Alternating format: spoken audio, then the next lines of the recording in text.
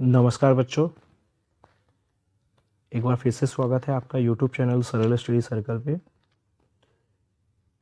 इससे पहले हमने चैप्टर 4 की रीडिंग की थी और आज हमारा ये चैप्टर 5 है, हिस्ट्री का क्लास 6। तो वीडियो को स्टार्ट करने से पहले चैनल को सब्सक्राइब करना ना भूलें और वीडियो को लास्ट तक ज़रूर देखें। और ये जो वीडियो है आपके हिस्ट्री की है, ठीक है। 6 क्लास के बाद में आपको 7th 8th 9th 10th 11th 12th की हिस्ट्री कराई जाएगी। फिर हिस्ट्री के बाद में आप पॉलिटिकल और ज्योग्राफी को देखेंगे, ठीक है। तो ज़्यादा समय व्यतीत न करते हुए हम वीडियो को स्टार्ट करते हैं। वीडियो को लाइक ज़रूर करें और चैनल को सब्सक्राइब करना ना भूलें और नोटिफिकेशन बेल को भी प्रेस करें ताकि आपको हमारे चैनल की लेटेस्ट अपडेट मिलती रहे। तो चैप्टर का नाम है राज्य, राजा और एक प्राचीन गणराज्य, ठीक है। तो चुनाव का दिन, यहाँ पे एक बॉक्स दिया हुआ है। चुनाव का दिन जब शंकर उठा तो उसने देखा कि उसके नाना नानी वोट डालने जा रहे थे। दरअसल वे चुनाव केंद्र पर सबसे पहले पहुंचना चाहते थे। शंकरन जानना चाहता था कि आखिर वे इतने उत्साहित क्यों थे। उसके नाना जी ने उसे जल्दी में समझाने की कोशिश की और कहा, आज हम अपने शासक को चुनाव करने जा रहे हैं, ठीक है। तो कुछ लोग शासक कैसे बने, तो देखिए लगभग 50 वर्षों से हम अपने शासकों का चुनाव मतदान के जरिए करते आ रहे हैं। लेकिन बहुत पहले लोग शासक कैसे बनते थे, हमने अध्याय 4 में यह पढ़ा कि कुछ राजा संभवतः जन यानी लोगों द्वारा चुने जाते थे, परंतु करीब 3000 साल पहले राजा बनने की इस प्रक्रिया में कुछ परिवर्तन दिखाई दिए। कुछ लोग बड़े बड़े यज्ञों को आयोजित कर राजा के रूप में प्रतिष्ठित हो गए। अश्वमेध यज्ञ एक ऐसा ही आयोजन था। इसमें एक घोड़े को राजा के लोगों को की देखरेख में स्वतंत्र विचरण के लिए छोड़ दिया जाता था, ठीक है। इस घोड़े को किसी दूसरे राजा ने रोका तो उसे वहां अश्वमेध यज्ञ करने वाले राजा से लड़ाई करनी पड़ती थी। अगर उन्होंने घोड़े को जाने दिया तो इसका मतलब यह होता था कि अश्वमेध यज्ञ करने वाला राजा उनसे ज्यादा शक्तिशाली था। इसके बाद उन राजाओं को यज्ञ में आमंत्रित किया जाता था। यह यज्ञ विशिष्ट पुरोहितों द्वारा संपन्न किया जाता था। इसके लिए उन्हें उपहार से सम्मानित किया जाता था। अश्वमेध यज्ञ करने वाला राजा बहुत शक्तिशाली माना जाता था। यज्ञ में आमंत्रित सभी राजाओं उसके लिए उपहार लाते थे।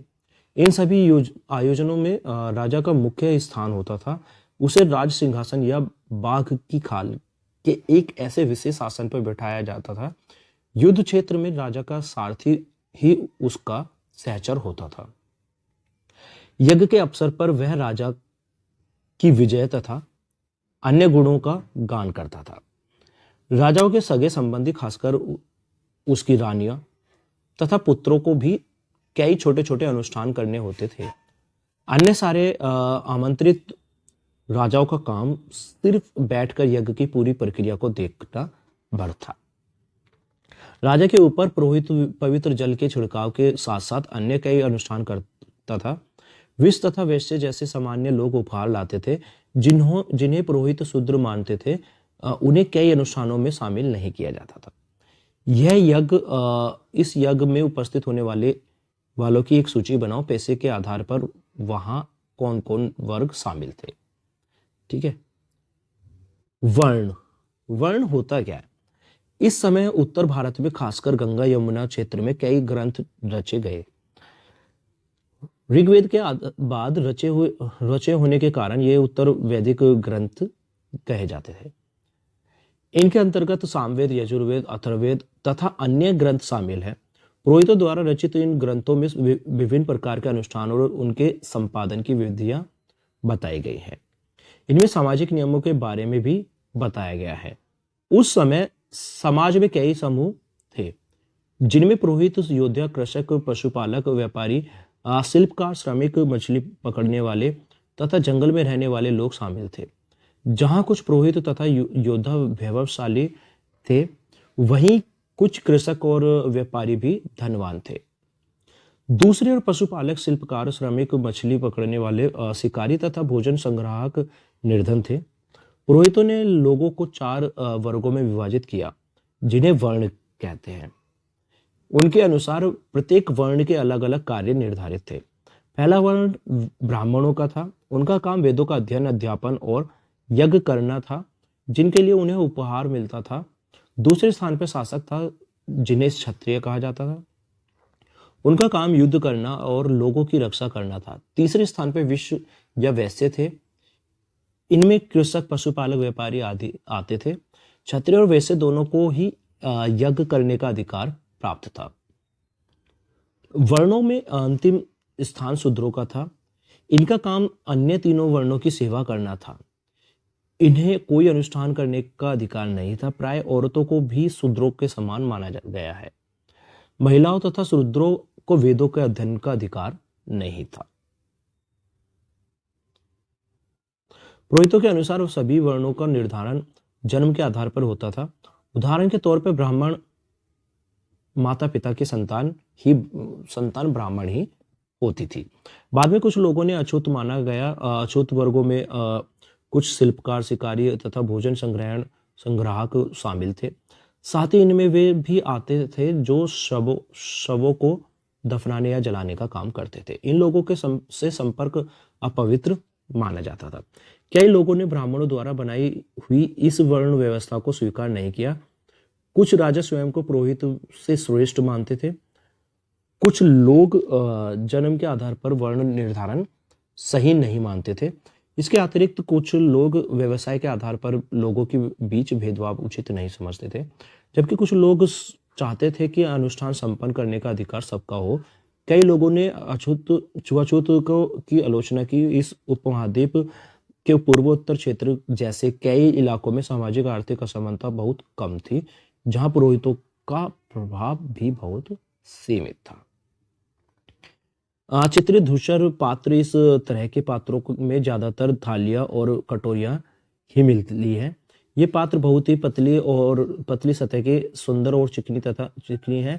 शायद इसका प्रयोग खासकर मौकों पर महत्वपूर्ण लोगों को भोजन परोसने के लिए किया जाता था। ये जो पात्र दे रखा है बर्तन। जनपद महायज्ञों को करने वाले राजा अब जन के राजा ना होकर जनपदों के राजा माने जाने लगे। जनपद का शाब्दिक अर्थ जन के बसने की जगह होता है। कुछ महत्वपूर्ण जनपद मानचित्र 4 पृष्ठ 49 में दिखाए गए हैं। पुरातत्वविदों ने इन जनपदों की कई वस्तुओं की खुदाई की है। दिल्ली में पुराना किला, उत्तर प्रदेश में मेरठ के पास हस्तिनापुर और एटा के पास अंतरजी खेड़ा इनमें प्रमुख है। खुदाई से पता चला है कि लोग झोपड़ियों में रहते थे, मवेशी तथा अन्य जानवरों को पालते थे। वे चावल, गेहूं, धान, जौ, दालें, गन्ना, तिल तथा सरसों जैसी फसलें उगाते थे। लोग मिट्टी के बर्तन भी बनाते थे। इनमें कुछ धूसर और कुछ लाल रंग के होते थे। इन पुरास्थलों में कुछ विशेष प्रकार के बर्तन मिले हैं, जिन्हें चित्रित धूसर पात्र के रूप में जाना जाता है। जैसा कि इनके नाम से ही स्पष्ट है, इन बर्तनों का चित्रकारी की गई। ये आमतौर पर सरल रेखाओं तथा ज्यामितीय आकृति के रूप में है। महाजनपद करीब 2500 साल पूर्व पहले कुछ जनपद अधिक महत्वपूर्ण हो गए। इनमें महाजनपद कहा जाने लगा। मानचित्र 4 में कुछ महाजनपदों को दिखाया गया है। अधिकतर महाजनपदों की एक राजधानी होती थी। कई राजधानियों में किलेबंदी की गई थी, अर्थात इनके चारों ओर लकड़ी, ईंट या पत्थर की ऊंची दीवारें बनाई गई थी। ऐसा लगता है कि लोगों में अन्य राजाओं के आक्रमण से डरकर अपनी सुरक्षा के लिए नए किलों का निर्माण किया। कुछ राजा अपनी राजधानी के चारों ओर विशाल, ऊंची, प्रभावशाली दीवार खड़ी कर अपनी समृद्धि, ये जो दिख रखा है ना, ये महत्वपूर्ण जनपद, महाजनपद और नगर का मानचित्र दे रखा है, तो आप इसको देख सकते हैं। फिर और शक्तियों का प्रदर्शन भी करते थे। इस तरह के से किले के अंदर रहने वाले लोगों और उस क्षेत्र पर नियंत्रण रखना भी सरल हो जाता है होगा। इस तरह की विशाल दीवारें बनाने के लिए व्यापक योजना की आवश्यकता थी और लोगों को संख्या में ईंटों तथा पत्थरों का इंतजाम करना पड़ता था। हजारों स्त्रियों, पुरुषों तथा बच्चों ने इसके लिए अथक परिश्रम किया होगा। इनके लिए संसाधनों की आवश्यकता पड़ी होगी। अब राजा सेना रखने लगे। सिपाहियों को नियमित वेतन देकर पूरे साल रखा जाता था। कुछ भुगतान संभवतः आहत के सिक्कों पृष्ठ 84 पर चित्र देखो के रूप में होता था। इन सिक्कों के बारे में तुम अध्याय 8 में पढ़ोगे। कौशाम्बी किले की दीवार, यह चित्र आधुनिक उत्तर प्रदेश के इलाहाबाद के पास मिली ईंट की दीवार का अवशेष है। इसके एक भाग का निर्माण संभवतः 2500 साल पहले हुआ था। ये है कर। महाजन पदों के राजा विशाल किले बनवाते थे और बड़ी सेना रखते थे, इसलिए उन्हें प्रचुर संसाधनों की आवश्यकता होती थी। इसके लिए उन्हें कर्मचारियों की भी आवश्यकता होती थी। अतः महाजन पदों के राजा लोगों द्वारा समय समय पर लाए गए उपहारों पर निर्भर न रहकर अब नियमित रूप से कर वसूलने लगे। फसलों पर लगाए गए कर सबसे महत्वपूर्ण थे, क्योंकि अधिकांश लोग कृषक ही थे। प्राय उपज का 1/6 भाग या 1/6 वह हिस्सा कर के रूप में निर्धारण किया जाता था, जिसे भाग कहा जाता था। कारीगरों के ऊपर भी कर लगाए गए, जो प्राय श्रम के रूप में चुकाए जाते थे। जैसे कि एक बुनकर, लोहार या सुनार को राजा के लिए महीने में 1 दिन का काम करना पड़ता था। पशुपालकों को जानवरों या उनके उत्पाद के रूप में कर देना पड़ता था। व्यापारियों को सामान खरीदने बेचने पर भी कर देना पड़ता था। आखेटकों तथा संग्राहकों को जंगल से प्राप्त वस्तुएं देनी होती थी। कृषि में परिवर्तन। इस युग में कृषि क्षेत्र में 2 बड़े परिवर्तन आए। हल्के फाल अब लोहे के बनने लगे। अब कठोर जमीन को लकड़ी के फाल की तुलना में लोहे के फाल से आसानी से जोता जा सकता था। इससे फसलों की उपज बढ़ गई। दूसरे लोगों ने धान के पौधों का रोपण शुरू किया, अर्थात खेतों में बीज छिड़ककर धान उपजाने के बजाय धान के पौध तैयार कर उनका रोपण शुरू किया। अब पहले की तुलना में बहुत ज्यादा पौधे जीवित रह जाते थे। इसलिए पैदावार भी ज्यादा होने लगी। इसमें कमर तोड़ परिश्रम लगता था। ये काम ज्यादातर दास दासी, भूमिहीन खेतिहर मजदूर कामगार करते थे। सूक्ष्म निरीक्षण। मगध। मानचित्र 4 पृष्ठ 49 में मगध ढूंढो। लगभग 200 सालों के भीतर मगध सबसे महत्वपूर्ण जनपद बन गया। गंगा और सोन जैसी नदियां मगध से होकर बहती थी। ये यातायात, जल वितरण और जमीन को उपजाऊ बनाने के लिए बहुत महत्वपूर्ण थी। मगध का एक हिस्सा जंगलों से भरा था। इन जंगलों में रहने वाले हाथियों को पकड़कर और उन्हें प्रशिक्षित कर सेना के काम में लगाया जाता था। यही नहीं, जंगलों से घर, गाड़ियां तथा रथ बनाने के लिए लकड़ी मिलती थी। इसके अलावा इस क्षेत्र में लोहे अयस्क की खदानें हैं। महत्वपूर्ण औजार और हथियार बनाने के लिए ये बहुत उपयोगी थे। मगध में 2 बहुत ही शक्तिशाली शासक, बिंबिसार तथा अजातशत्रु हुए। अन्य जनपदों को जीतने के लिए ये हर संभव साधन अपनाते थे।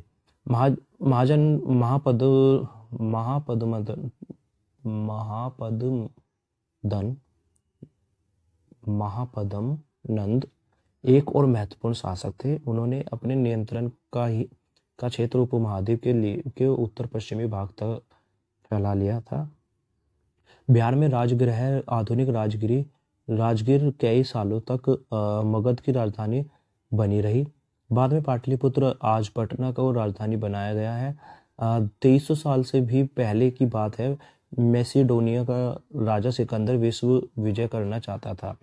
पूरी तरह सफल न होने पर भी वह मिस्र और पश्चिमी एशिया के रूप कुछ राज्यों को जीतता हुआ भारतीय उपमहाद्वीप में व्यास नदी के किनारे तक पहुंच गया।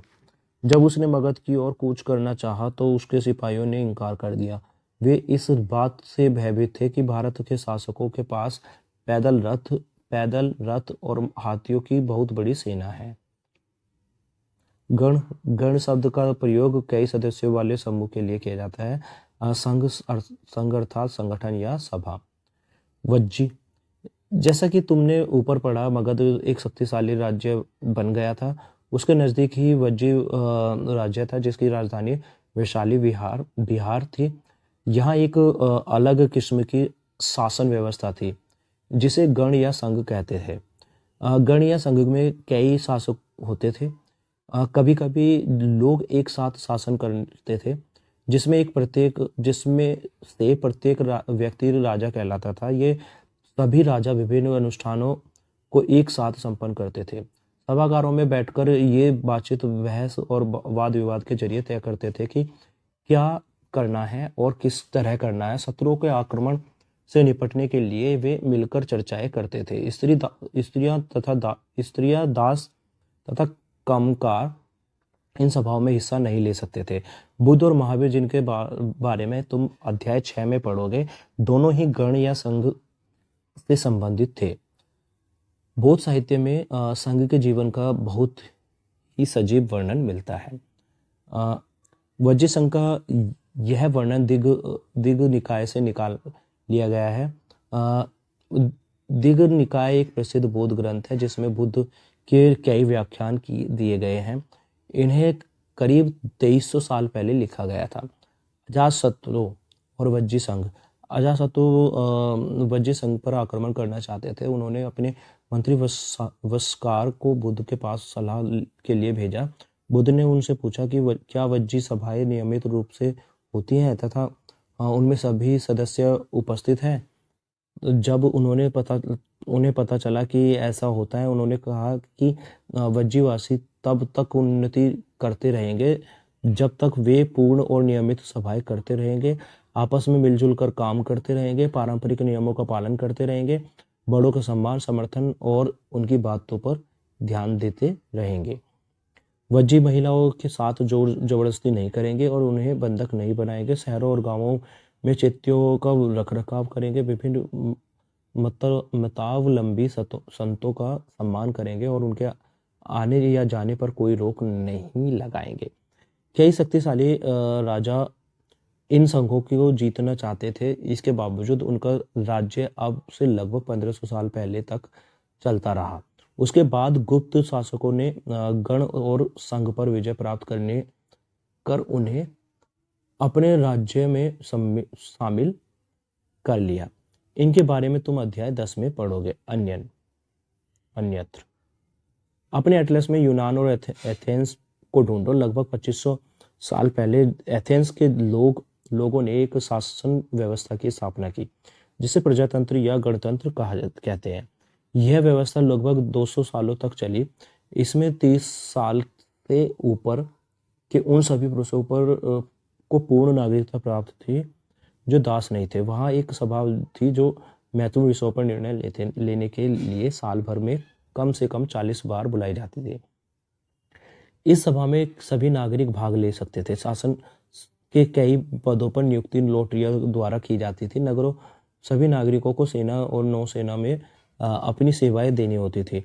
औरतों को नागरिक का दर्जा नहीं मिलता था। व्यापारी और शिल्पकारों के रूप में एथेंस में रहने और काम करने वाले बहुत से विदेशियों को भी नागरिक अधिकार नहीं मिलते थे। एथेंस में खदानों, खेतों, घरों और कार्यशालाओं में काम कर रहे दासों को भी नागरिक अधिकार नहीं मिले थे। ये आपका चैप्टर था, चैप्टर 5। ये चैप्टर आपका यहीं ख़त्म हो गया है, ठीक है। और ये कुछ महत्वपूर्ण डेट दे रखी है।